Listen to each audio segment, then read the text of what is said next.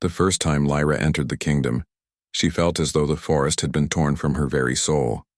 Stone walls rose high against the sky, towers glinting in the morning sun, smoke curled from chimneys, and the streets hummed with the lives of humans. Humans who moved with purpose, not instinct, and who wore clothing that bound them as much as their behavior did. She had followed Kale, the Alpha King, out of a mixture of curiosity and the strange pull she could not name. The forest was her home, the wolves her family, but Kale's presence lingered like a shadow in her mind, urging her forward. Kale led her through the gates, calm and deliberate. Soldiers and servants alike bowed at his approach, their eyes wary, their respect tinged with fear. Lyra moved beside him, shoulders straight, head high, trying to mirror the composure he seemed to carry effortlessly. "You will need to learn their ways," Kyle said quietly, his gaze fixed ahead. "They will not understand you at first, but if we are to end the curse, you must stand among them." Lyra clenched her fists. Stand among them? She had spent 10 years without human rules, without walls, without fear of etiquette or titles, and now she was expected to obey them, to bend to their ways. "I am no human of your world," she said, her voice sharp. "I belong to the forest, to the wolves. I do not—" "You belong where you are needed," Kyle interrupted, his tone firm but not unkind. "And right now that place is here, with me. With your destiny." Lyra hesitated. The word destiny carried weight she could not yet understand. And yet something in his eyes, steady and commanding, made her pause. She followed him, though reluctantly, through the cobbled streets and into the heart of the kingdom. The palace was vast, filled with echoes of power and whispers of the past. Tapestries lined the walls, depicting kings and queens long gone, some with faces darkened by shadow. Lyra's senses, honed in the forest, reeled from the smells, the sounds, the closeness of walls and ceilings. She missed the open sky, the whispering leaves, the wind brushing her face. Yet Kyle seemed to move perfectly within this world. Every step measured, every gesture precise, and with every step she took beside him, she felt the pull of something she had never known, a mixture of awe, fear, and something more. Days passed and Lyra struggled to adapt. She tried to speak politely, to mimic the gestures and etiquette, but the humans stared at her, unsure, wary, some even whispering behind her back. She missed the simplicity of the pack's acceptance, the clear rules of the forest. Here rules were hidden, tangled, and fragile. Kale watched her carefully, neither scolding nor praising, simply observing. And sometimes when their eyes met across the hallways or during council meetings, something unspoken passed between them, a spark of understanding, a recognition of power in the other. "You are too aware of yourself," Kale said one evening, his voice low as they walked through the palace gardens. The moon reflected on the fountain's water, casting ripples of silver light. "You move as if every step carries the weight of your life and the lives of the pack. But here the world is not the forest. You must trust and sometimes let go." Lyra's heart pounded. Trust, let go? She had survived by trusting no one but the wolves. And yet, she felt the tug of his words. They were not orders, not demands. They were guidance, gentle but firm, and they stirred something deep within her. "I am not sure I can," she admitted, her voice barely above a whisper. "You can," he said simply, "and you will. You must." The nights grew longer, shadows creeping through the palace like living things, and as the curse stirred in the world beyond the walls, Lyra felt its pull. Dreams of smoke and shadow, of twisted creatures and voices that whispered her name, haunted her sleep. Kale would find her in the halls or in the gardens, his presence steady, a grounding force she did not know she needed. One night the curse struck closer than ever. A shadow formed at the palace gates, feeding on fear, twisting the guards who dared approach it. Lyra woke to screams, her senses alert. Wolves or humans, it mattered little. Instinct took over. She ran toward the sound, Kale already there. His body a pillar of command, his eyes glowing with the fire of an alpha. "Stay close," he commanded. Lyra nodded, following him as they faced the creature together. It moved like smoke, eyes like embers, and when it lunged, she felt a surge of power in her limbs. Her wolf instincts merged with Kale's calm, calculated movements. Together they fought, striking with precision and grace. When the shadow finally dissipated into the night, Lyra realized something profound. Alone, she would have been hunted. Alone, Kale would have been challenged. But together, they were unstoppable. He turned to her, concern in his eyes. "You see now," he said softly, "you are not just of the forest. You are part of something greater, something that can change the fate of kingdoms, of bloodlines, and I cannot do this without you." Lyra looked at him, her chest tight, a mixture of fear and awe. I am not sure I understand," she whispered. "You will," he said, reaching out, brushing a stray lock of hair from her face. The gesture was tender, almost human in its simplicity, yet carried weight she could feel in her bones. "But you must trust me. Trust yourself." The days that followed were filled with preparation. Lyra trained, learning to combine her feral instincts with strategy and control. She sparred with the guards, moved through the halls, learned the nuances of power and influence. Kale guided her, patient and demanding, challenging her yet respecting her spirit. And slowly she began to understand. Her wolf-born strength, her sharp senses, her courage, they were tools, not chains. Her past, her life in the forest had not weakened her, it had prepared her. Then came the night of the final trial. The curse, ancient and relentless, had taken form in the palace courtyard. Its eyes burned like coal, its voice a hiss of shadow. Lyra and Kale faced it together, their steps in sync, their breath steady. "You are the key," Kale said, eyes locked on hers. "Remember what you are. Remember who you are." Lyra nodded. Her heart beat like a drum, her instincts roaring with clarity. She moved, agile and precise, channeling the feral energy that had been her strength for 10 years. Kale moved beside her, his power grounding hers, his presence a shield and a blade. The battle was fierce, but together, they prevailed. The shadow dissolved into smoke, leaving only the night and the silver light of the moon. Lyra's body trembled with exhaustion, but her eyes shone with triumph. Kale placed a steadying hand on her shoulder, his touch warm and grounding. "You did it," he said, his voice soft, almost reverent. Lyra looked at him, breathing heavily. "We did it," she corrected, a small smile tugging at her lips. In the aftermath, the palace celebrated. The curse was lifted, the kingdom safe. Yet even in victory, Lyra sensed the forest calling her name. Wolves had been her family, the wild her home, and though the kingdom had welcomed her, a part of her would always run beneath the trees. Kyle approached her in the quiet of the courtyard, the moonlight casting his shadow long and protective. "The forest still calls," he said quietly, "and the world beyond these walls still waits. But you are part of both now. You have a choice." Lyra felt the pull of her past, the safety and freedom of the pack, and the pull of her future. Beside Kale, part of a destiny larger than herself. She looked into his eyes, dark and commanding, yet softened by trust and care. "I do not know what choice I will make," she admitted. "But I know one thing. I am no longer just of the forest. And I am no longer alone." Kale smiled faintly, a rare warmth in his stern face. "Then we will face the future together," he said. The night was quiet, the kingdom calm, yet Lyra sensed a lingering shadow in the distance. Even as curses ended and battles were won, the wild remained, patient and eternal. And in that quiet knowledge, Lyra felt both fear and thrill. She turned to Kyle, her eyes reflecting moonlight and determination. "Whatever comes next," she said, voice firm, "we face it together." Kale's hand found hers, their fingers entwining, a silent promise. The forest, the kingdom, and the shadows all held their breath, waiting for the next chapter. Lyra inhaled deeply, the sense of both palace and forest mingling. She was no longer just an omega of the wild. She was a warrior, a key, a bridge between worlds. And beside the Alpha King, she felt the strange, thrilling certainty of belonging.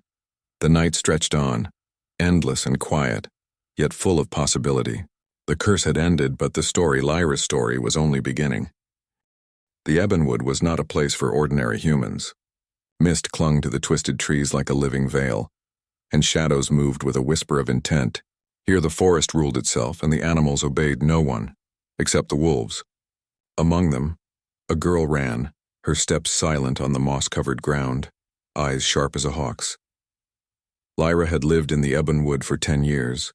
She was not truly human, though she bore the shape of one. The wolves had raised her, their teeth and claws, their instincts had become hers.